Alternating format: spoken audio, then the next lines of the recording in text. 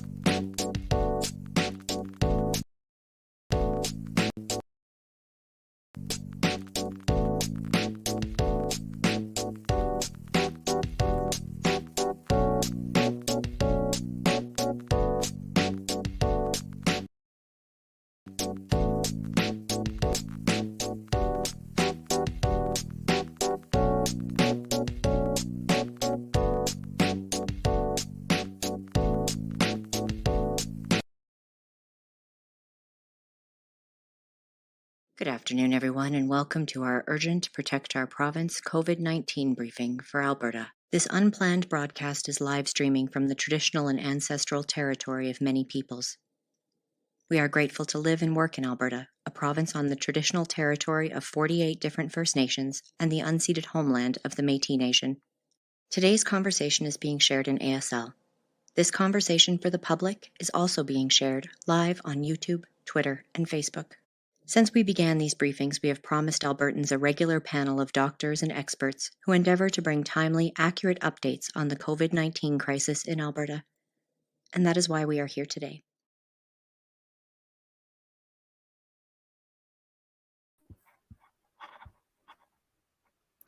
Thank you so much for joining us today, everyone, for this urgent broadcast. With me today, I have Dr. Vipond, Dr. Gasperowicz, Dr. Bisby, and Dr. Bakshi, members of the Protect Our Province Alberta team. To start us off, I would like to welcome Dr. Vipond on screen for a numbers update. Hey, everybody.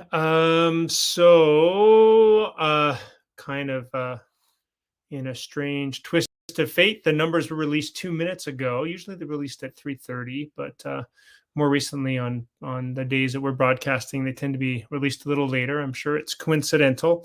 So I don't have graphs, but I do have a bunch of numbers that I cobbled together from Courtney Theriault's tweet, which had all the numbers from today. I can't guarantee these are the exact same that I'll be releasing later today because I go off the data set and some of the numbers are adjusted. So cases per day yesterday were 4,704. That's a 36.2% increase over last Monday's 2,964. Sorry, that's not correct. That's a 59% increase. I'm getting my numbers. This is what you're up against, guys, is an emergency doctor doing this on the back of a napkin instead of a professional data analyst with the government. But hey, you get what you pay for, right? I'm free. So 2,964 cases last week. That's a 59% increase to 44,704. Percent positivity was 38.5%. That's compared to last Monday's 36.21%. What's really concerning, I think, today, from what I can tell, is hospitalizations. So inpatients are up 65. That's a 10.3% increase to 628. And I can't overemphasize how scary that is to have a 10% increase in one day. And maybe some of our other physicians can speak to how a system can deal with that kind of exponential growth.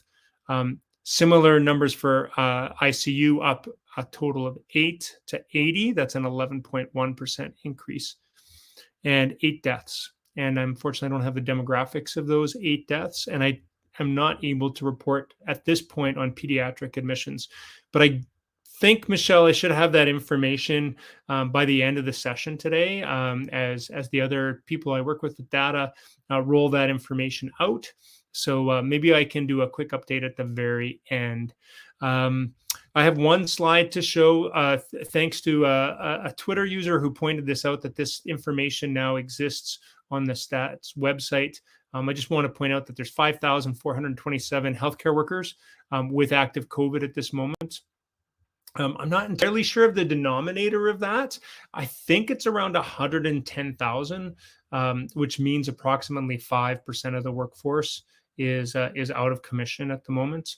I also was stunned to see that there are now 10 deaths of healthcare workers. I don't know when the last time we talked about the death of a healthcare worker. I seem to remember the last time I knew the numbers was around 4, and so I'm shocked at this.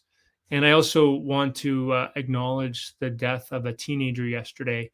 Announced on yesterday. Not exactly sure of her date of death, but and I'm using the pronoun she because I think from the information that I'm hearing that's the gender that she had, and I wish I knew more about her. I wish we could celebrate her life and honor her death. But yeah, that's all we have now.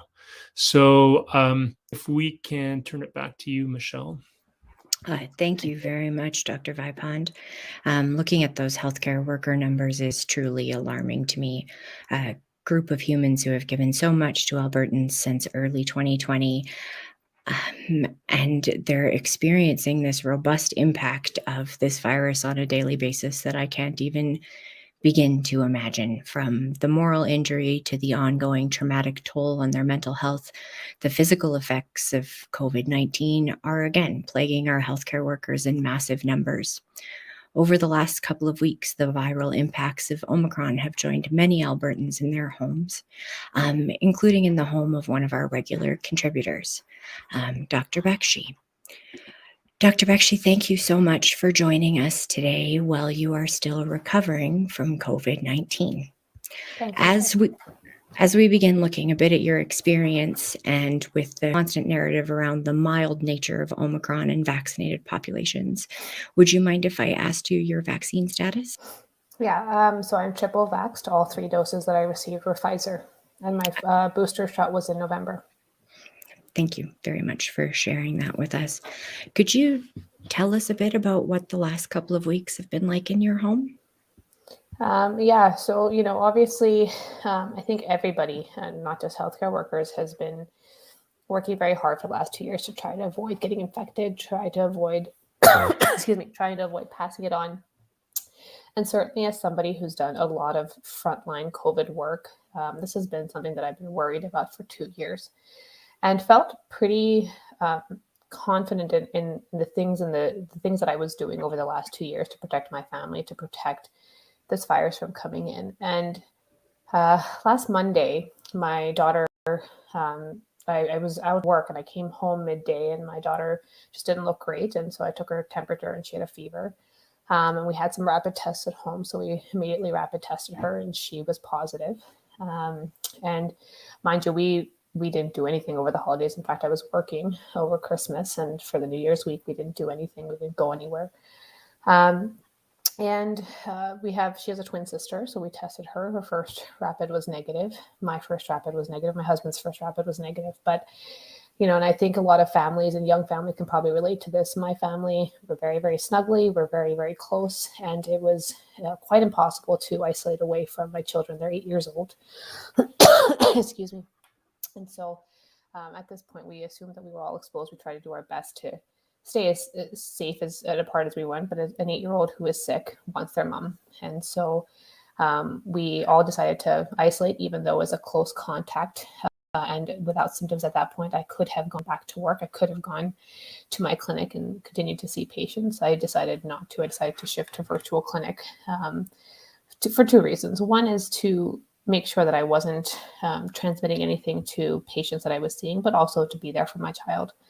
And so by Wednesday, my daughter had been quite ill by that point. She suffered about 3 days of fever straight, and her twin sister developed symptoms on Wednesday, and that's when I developed symptoms as well.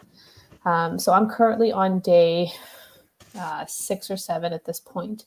And it's certainly not mild for us. I know that everybody has different experiences, but both my daughters had fever, cough. They were very lethargic. They just started eating on Monday, so they've got about a week without really eating anything. I had probably every symptom in the book. I had fever, headache, sore throat, persistent cough, lost my taste, I lost my smell, I developed hives all over my body. I'm having muscle spasms in my legs that have gone up in frequency in the last couple of days, and a profound fatigue. And I think lots of people who have gone through COVID, whichever variant it was, can agree that the fatigue is quite debilitating. And it's one of these things where you feel okay 1 minute, and then about an hour later, you are just you were just on the couch. You can't really do very much. So it's been a challenge for us. And I think as a healthcare worker, there's an incredible amount of guilt, even though I know that Omicron is quite prevalent in the community and this could have come from anywhere. There's a lot of guilt that you feel, particularly when I've chosen my career as a physician. I've chosen to be frontline, and I have been frontline in this pandemic for 2 years. And so there's a lot of guilt that comes with that. Could you expand on that a little bit? Are you feeling guilt around possibly having brought it home to your tiny humans, or around having to be away from the work that you have dedicated your life to? Both. And I think that is a struggle that probably lots of physician parents and healthcare worker parents have felt, or essential worker parents, I should say, for this entire pandemic, is that we all feel this moral obligation and duty to those that we serve. And then we have that same duty and obligation to our families, and they never align.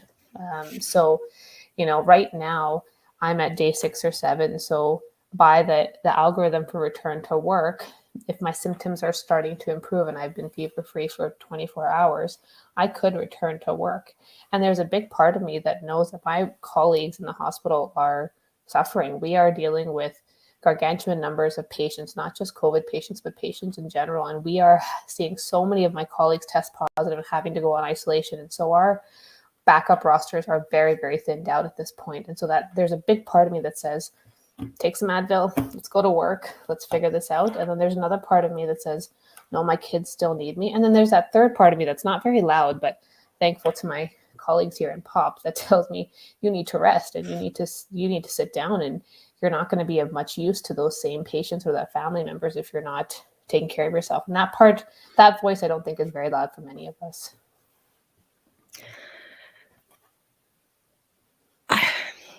First of all, thank you so much for sharing your experience over the last couple of weeks, and hopefully we'll have the opportunity to check in again as you continue to work your way through the recovery process. I think it's really important for folks at home to see all of the ways that this is impacting individuals and families, as well as work-life balance, as well as those obligations to those outside of our internal circles that we want to be able so desperately to uphold. Before we move on to bringing the rest of our panel in, is there any other thoughts or retrospectives on the last couple of weeks, or what you're facing in the week going forward? So you could go back to work today if your symptoms feel like they're improving. You sound sick to me. Yeah. I would not want to see you injured by overworking yourself, but I hear those other concerns. So I guess, what that looks like for you going forward. I think I put out a tweet the other day saying that my stance on COVID transmission, healthcare capacity, and the restrictions or the policy around how we govern COVID has not changed. But I'm more scared now than I have been in 2 years. And it's not necessarily because this has happened to me. And sure, that's something will have to emotionally process later down the line. But what I'm more fearful of is that there are so many healthcare workers like me who are getting sick, who thankfully, because we're vaccinated, we're not getting hospitalized. But yet we are still getting sick enough that we should not be put back into a highly stimulating and high expectations work environment. And even if I was ready to go back to work at 5, 6, or 7 days, those 5, 6, 7 days are days that somebody else had to cover for me.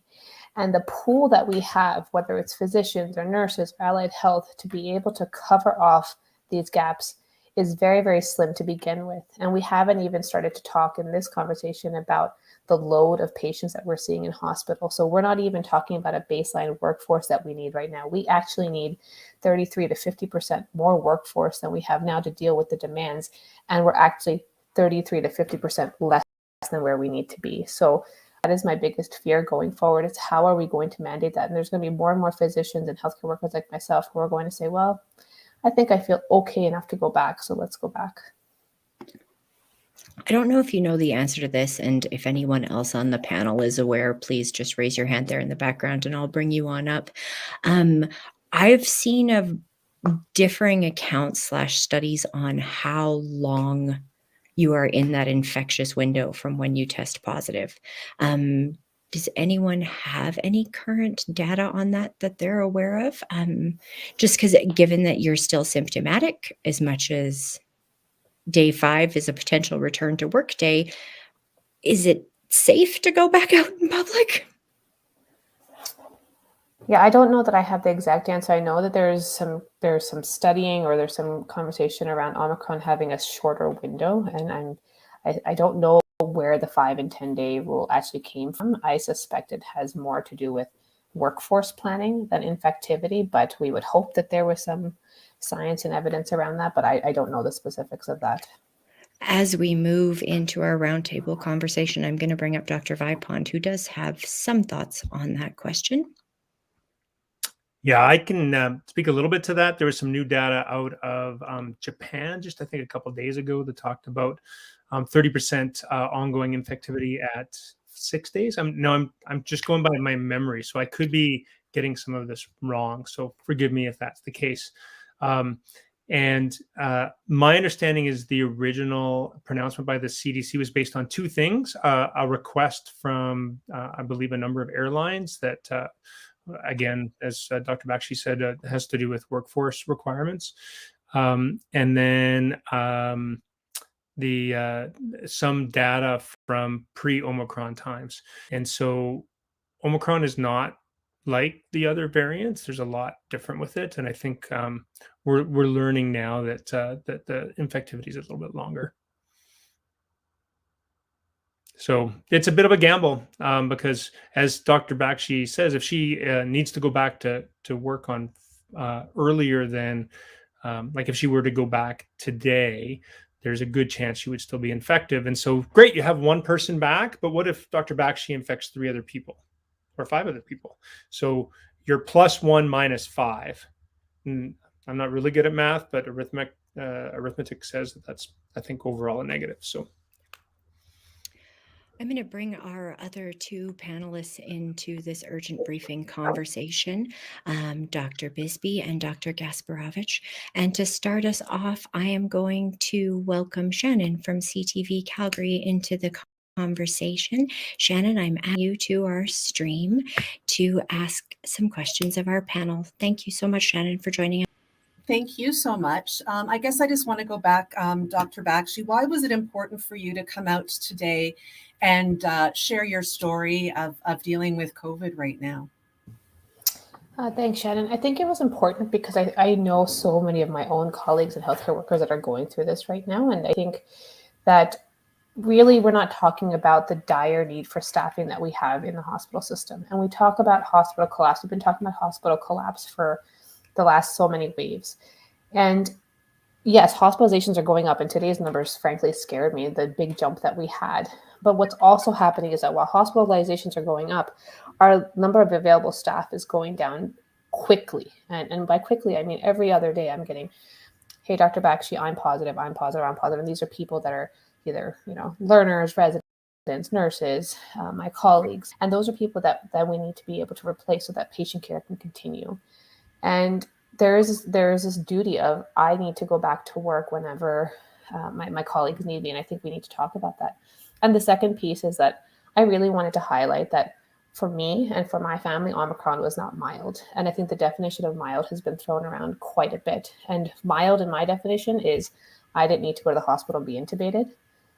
But it was not mild in that I've basically been on the couch for 7 to 8 days, have not been able to eat or drink, have not been able to do my basic daily activities. That's not mild in my case. Yeah. And a triple vaccinated, otherwise healthy physician. Right. And I think that is something that has been going on. A lot of the public think, well, maybe I should try and get Omicron. It sounds like it's mild, and then we can just be done with that. What are your thoughts on that? Is that something people should be doing right now? And that goes out to all of you. Yeah. Gosia, can you take that one? Yes, so I'm really scared about this mild narrative because it did a lot of bad things, because it generates inaction, and idea of getting infected with COVID is bad. It just hurts you. And Omicron is like milder than Delta, but Delta was more aggressive than Alpha, and Alpha was more aggressive than original variant. And as an effect of this, Omicron is more virulent, worse, more harsh than original variant. So if you didn't want to get original variant, you also even more shouldn't like to have the Omicron. And yeah, if many people are infected, then many people will have it not mild. It's just not mild. That is the very, very wrong concept. Thank you for clarifying that. I do have a question about new metrics that Ontario is going to be coming out with tomorrow. I don't know if any of you can talk to it or not, but basically they are saying that they're differentiating between people that were hospitalized because of COVID and people that were in hospital being treated for other symptoms of other things, and then found out that they tested positive for COVID and are now being treated for that as well. I don't know if we have the similar metrics in Alberta where we differentiate that or not. And if we do, if you know those numbers and your thoughts on that. So I can take that. I mean, one of the things I think is important, every jurisdiction is different in terms of provinces, but in Alberta, one of the reasons from the very beginning that we had COVID wards was from an infection prevention control, to be able to ensure that we were purposefully spreading COVID when we shouldn't be to vulnerable patients, trying to keep patients who had COVID isolated. And isolation in itself is not a new phenomenon for any hospital. So if you have a certain type of infectious disease, you are isolated from other patients because of that. I think it's important to note that there's lots of people who are admitted for other things, heart attacks, heart failure, pulmonary embolus, who may have an incidental finding of COVID. Treatment for COVID is based on the clinical parameters of COVID. So if a patient has incidental COVID, but they're not showing any signs or symptoms of COVID, there's nothing that we would do anyways clinically except for monitor. We'll monitor their oxygenation saturations, monitor any other clinical signs. So I haven't looked at what Ontario is going to be doing differently, but I think that if you have COVID, just like if you have diarrhea plus another illness, we're still going to treat the COVID. We will also treat the other illness. I think it's an important distinction to make. Where these patients are housed in the hospital is up to the individual hospital and prevention control. And I think the premise right now for Alberta is to, as much as we can cohort these patients away from general population, we can. Doesn't mean that we're not going to treat their other illnesses, but it means that we're going to try to keep COVID with COVID as much as we can. I have one more question. Just curious your thoughts. Quebec, obviously, very controversial, came out today and says that they are looking at taxing the unvaccinated. Do you think this is something that Alberta should be adopting as well?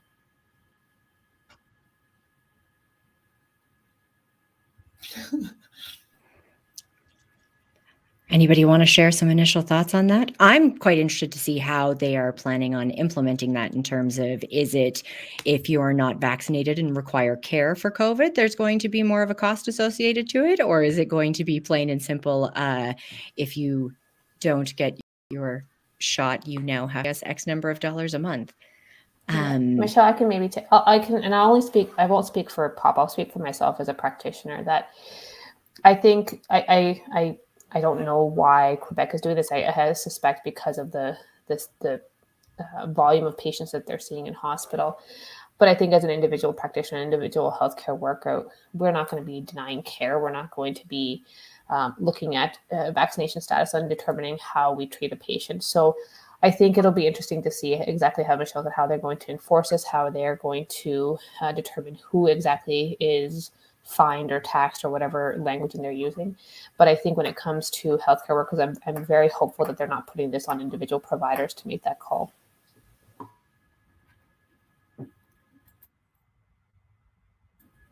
Dr. Vipond, did you have something you wanted to add?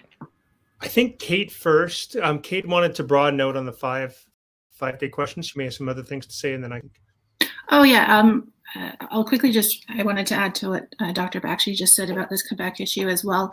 I personally, I work with vulnerable populations, people living in poverty who've been marginalized by our systems through racialized violence or systemic oppression. And I know that within the community of people who have chosen or are not vaccinated, there is it's not all one group.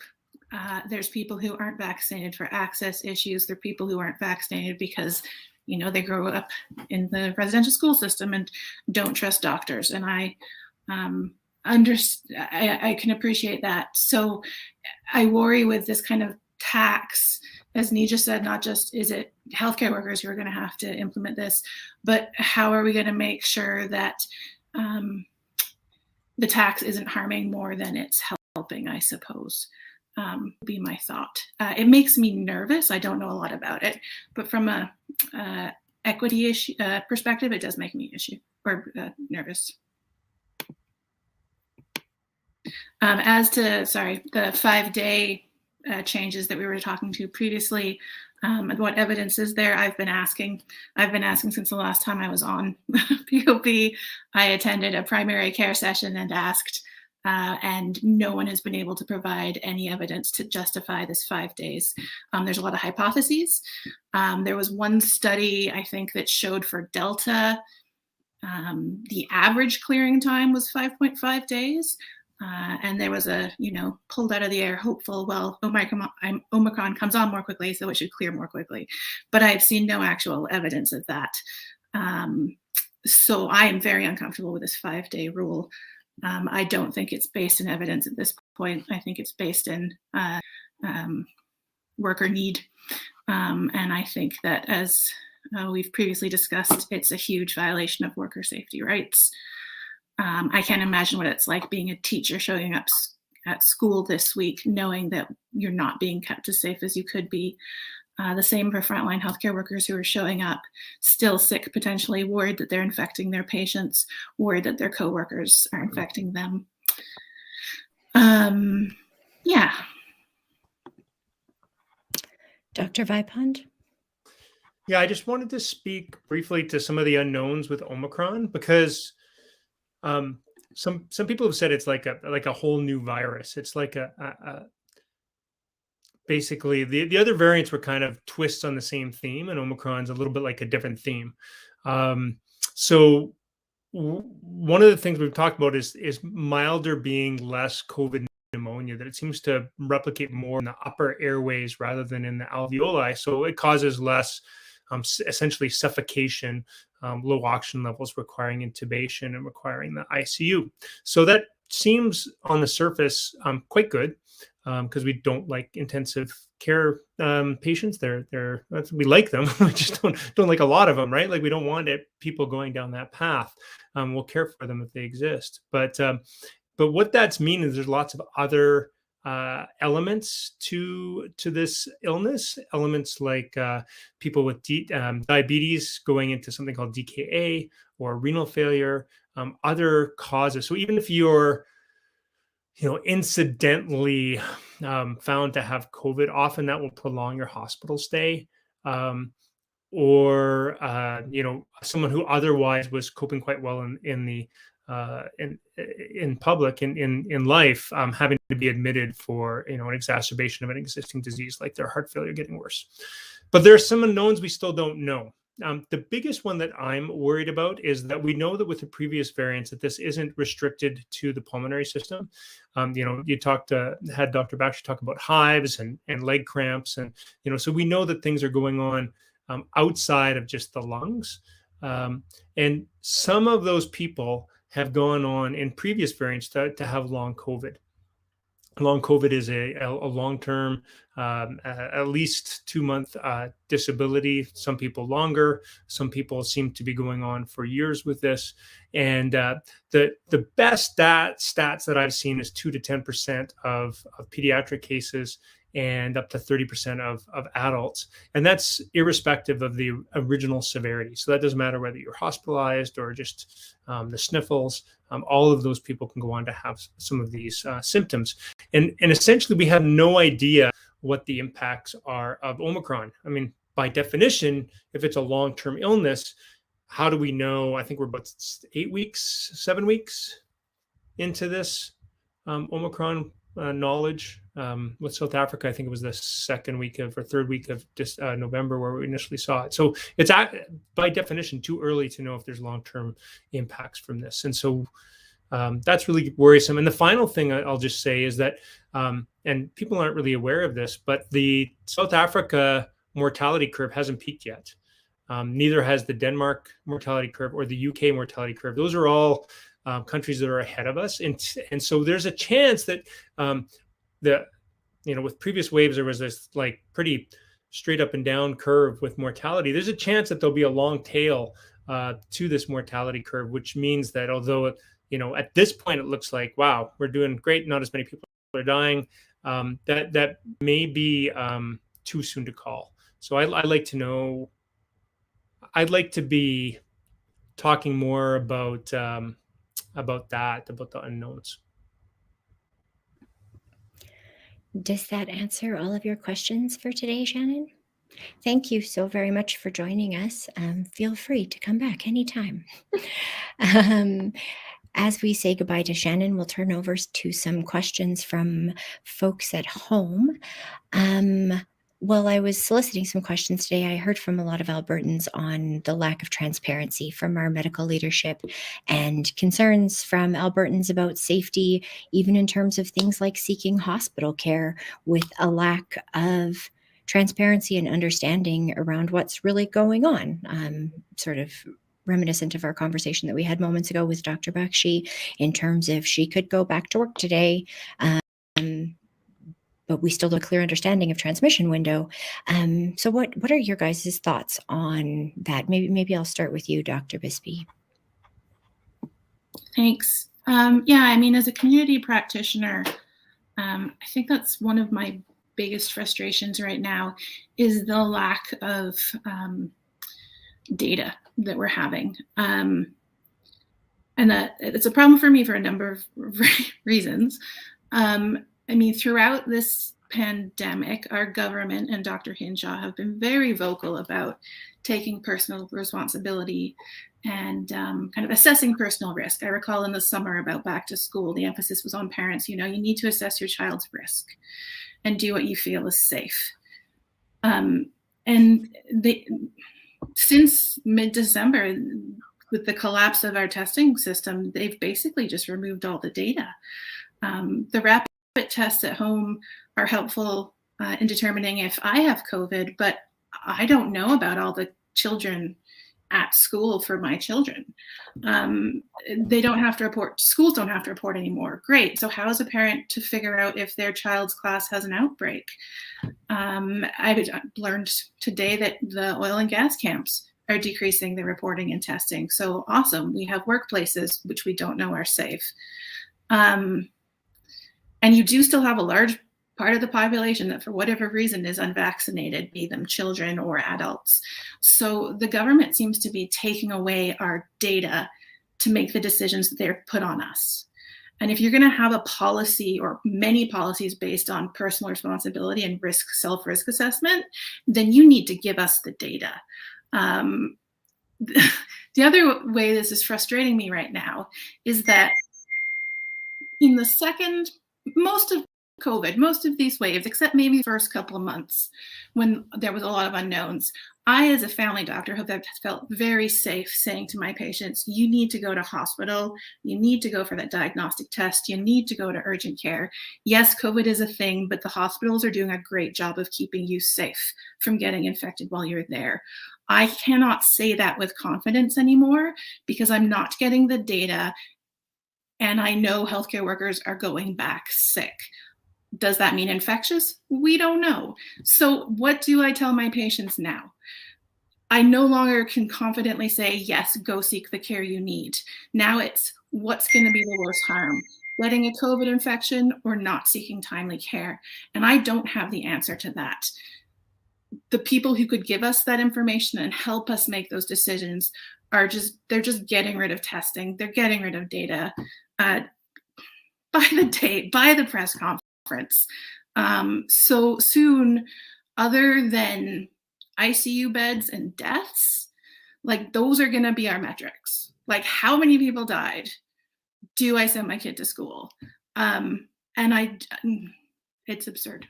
It's absurd. It's not safe. And that's honestly going to be harming the people who have the least flexibility in their lives.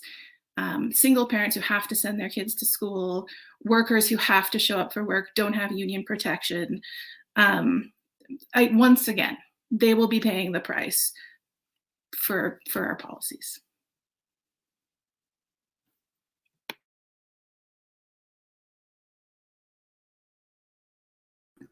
Anybody have any other thoughts on that question that they would like to add?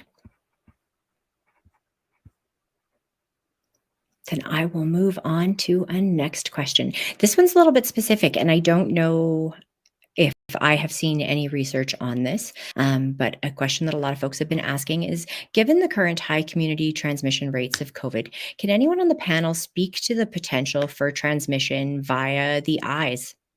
This person had stated during very brief encounters or in outdoor settings, but that fully masked situation, the goggles and face shield type stuff. Yeah, I can speak a little bit to this. I can tell you there's really not enough data on this. So I can't tell you exactly what the right answer is, but I can tell you what I do. When I'm at work, I wear goggles the entire time, from the moment I enter the emergency room to the moment I leave. I do it because I'm in a very high-risk environment. I'm actively seeing people with COVID all the time, and I think that it's important that I protect the eyes. It's another mucosal membrane where theoretically things can get into the eyes and into the rest of the body. That being said, I don't when I'm out in public. I'm never, long-term in a space next to anybody. I think the risk is not as high. You wouldn't be faulted if you were using it. I do use the kind of goggles that wrap around the eyes and kind of like there's no room for anything to get in. So I'm not entirely sure of face shield. In fact, there is some evidence that face shields instead of masks are really useless. I don't know about face shields along with a respirator mask, how important that is. So I don't think that's a great answer, but I can at least tell you what I'm doing. We had some questions from folks at home wondering about people's thoughts on expediting booster shots for the 10 to 19-year-old demographic like they're doing in some other jurisdictions, and whether or not there was any sign from NACI or powers that be that might happen in the near future. Just recently approved in the United States, the 12 to 18 range. I don't know if it's gone through all the hoops, but at least one of the hoops that's needed to be passed has been passed in the United States. And you said 10 to 18. Just remember that the 5 to 11 group is still getting their first and second shots. So they've got to go through all of that first. So I think the other questions is what the interval between shots for the 5 to 11 group. That's a huge debate. NACI has recommended 8 weeks. The actual original study by Pfizer was a 3-week interval. I think it's very reasonable to do a 3-week interval. With Omicron being around and it being a clear and present danger, my personal opinion, based on what I've read, is that you wouldn't be wrong to doing it early. And then we really need to talk about the 0 to 4 range who haven't had any shots at all, and the fact that we're letting this run rampant through our society and essentially saying, hey, well, hopefully they'll be okay. And maybe that's a good segue for the PEDS admit numbers for today. 13 new PEDS admits in the 0 to 19 age group. That's 11.4% of all hospital admissions. 3 of those are in the ICU. So, Kate or Gosia, do you have anything to add to that? So yes, that basically those kids from 0 to 4 are not protected at all, and our policy is now basically to let it rip and personal responsibility and being vaccinated, and that's it. Like not everybody can get vaccinated. Those kids 0 to 4 cannot get vaccinated. Some people are allergic and cannot get vaccinated. Some people cannot, like even if they are vaccinated, they are immunocompromised, so vaccines don't work that well on them. So we basically, by letting it run through society by design, because it's not inevitable to run it through society, make that, okay, like if your personal shield doesn't work, too bad for you, you might die. And if it doesn't hit you first time, you're lucky. Maybe next time you get hit by COVID, it will be worse for you. How many times we can get infected? Some people I heard about people getting infected 3 or 4 times.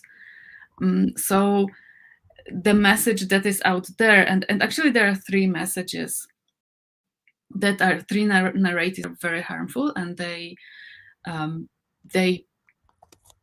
like make it possible to do nothing, basically. So one is that Omicron is mild, which is not true, and the second one is that, okay, Omicron is so fast that we will all get infected, and inevitably. But it's also not true. Like in South Africa, cases started going down at something that is equivalent of our 1,700 daily cases. So yes, they have different demographics, but they also have been fighting what is happening. They had public health measures, and their cases started to go down. So our cases also could start go down if our government would do something to stop the transmission or slow down the transmission. And the third narrative is that, after Omicron, when everybody will get infected, we will get to endemicity and it will just slowly go through the society. We don't have any theoretical evidence for this. There's no model showing that. And the second is that we don't have any example from any other jurisdictions that something like this happened. So it's based on it's an unsubstantiated claim, yet our policy is based on it. So our policy of not fighting non-stop, not stopping this virus. And we know that the immunity wanes. So if I will get infected with Omicron, that just means that I got infected with Omicron. There's no benefit for me. For maybe a few months, I will have some immunity from infection, but it will wane over time. If the new variant will come in future, and probably it will, I can get infected again. So getting infected with Omicron doesn't solve anything. So we have to resist getting infected as much as we can, and we have also to resist and really be careful about false narratives, because they are as viral as the virus, and they usually go in front of the virus and kind of numb the society to accept infection as a consequence. Yeah, thank you. And if I can add to that, I mean, I think back to the first wave when we all worked so hard to flatten the curve. And we have, apologies, we have kids who have their first dose maybe. If you look at the vaccination rates of our kids compared to the rest of Canada, we're very low. We've just heard at the start of this from Dr. Bakshi that our hospitals are struggling, whether it's COVID patients plus other patients. And we've just opened all the schools up with minimal interventions to keep our kids safe, our education workers safe, or control community transmission. So we've taken away everything. We're letting it rip on a population of kids who are less than half protected. Our hospitals are stuffed to the gills. This is absurd. Why are we, if everyone's going to get COVID at some point, great, but why are we not trying to stretch it out even? Why are we not trying to flatten the curve like we did so much before to try and help keep our healthcare system open and functioning? And I guess the other part of this let it rip strategy, which is very reminiscent of the Great Barrington Declaration, is that at least pretended to care about our vulnerable people. that GBD at least said, well, let's let it rip on the main population. And for those high risk people of harm, we'll do something to protect them. And we're not even pretending to do that here. I mean, schools are unsafe and not functioning. Hospitals are getting full, and I can go to a hockey game. And that makes zero sense to me. It would be one thing if we were actually trying to somehow mitigate this in ways that balanced healthcare system, education needs, economic needs. But we're not even pretending to do that. And it's shocking. It's shocking to me. Well said, Dr. Bisby. Very well said. And I just want to, I think, just continue on this idea that this false narrative of we're all going to get it. As I've pointed out, we don't know about Omicron and its long-term effects. I really fear for our society if we take that attitude, and we're wrong, that Omicron's long-term effects are mild or non-existent. And I would just reiterate that there are things we can do to prevent this. Like it's not like it. There's this joke that like we've tried nothing and it hasn't worked. So New Zealand's curve has dropped over the last few weeks. China is successfully managing its COVID outbreak. This virus responds to physics. It still has to get into your body. And now that we are acknowledging that it's an airborne transmitted virus, we can use airborne mitigation techniques to prevent it from entering our bodies and prevent it from infecting us. I see COVID positive patients every day at work. And I have never been infected with COVID because I know how to protect myself. And we need to be teaching the population that it's possible and necessary, and that, we may be tired of the virus, but the virus is not tired of us. And you do not want to get this. This is not a let's go hotbox chicken pox party, Omicron, so that we get this super immunity. We don't, as Dr. Gasperowicz has pointed out, we don't know if we're going to get super immunity from this, but likely not, based on a previous experience with COVID. And it's potentially very, very dangerous. Let's keep ourselves safe. Let's keep our loved ones safe. And at the same time, let's acknowledge that you still may get COVID despite everything that you do, and that's not your fault, because this is an incredibly transmissible virus, and all we can do is our best, but we got to try. To close today off, I would like to go to a good news story. I don't know about the rest of Albertans, but I need a good news story. Chad, that also means I need your help, because I hope that you have some pictures for me that you can pop up, maybe. Oh, yay. Okay. A good news story. It is possible thanks to the contributions of so many Albertans. Pop AB, in partnership and spearheaded by the brilliant team at Alberta Activists Collective, put out a call for support to purchase KN95 masks for Albertans facing considerable access barriers. And I am thrilled to say that the $25,000 fundraising goal was met and surpassed. And last night, distribution began. With supply chain and transport concerns impacting shipping, Alberta Activist Collective went straight to the manufacturing plant in Burnaby, BC, and drove the shipment to Alberta. They paused briefly in Calgary last night to begin distributing before heading up to Edmonton with some stock ready to get quality masks right into the hands of those who need them most. I needed this story so much. And those were some visuals of their travels because I love visuals. Thank you, Alberta, so very much.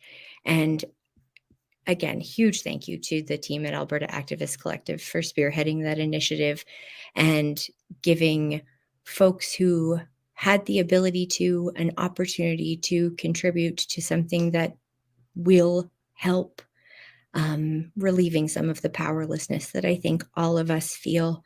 And even more importantly, creating a little bit more equitability and access. I know we have such a long way to go before we can ever say that we are accessible and equitable, but small steps, I like to think, will eventually lead to big changes. So thank you again so very much.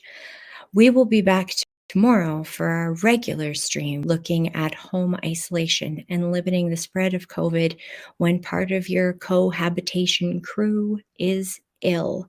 So join us at 4 p.m. live on all the usual spaces. And remember, subscribe, share, and expand the chorus, because together we can help keep each other informed. Stay safe, Alberta. Remember, COVID-19 is airborne. Wear the best mask with the securest fit you have access to, and vaccines are still saving lives.